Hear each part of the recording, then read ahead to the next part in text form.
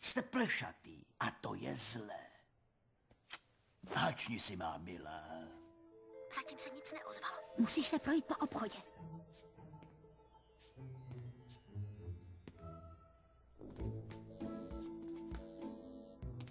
Páni, to je ale zajímavá malba. Co to je?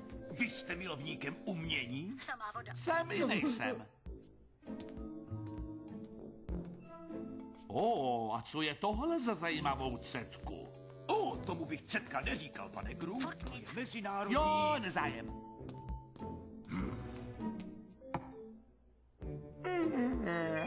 Mimo. Počkat, něco jsem zachytila. Za tou stěnou.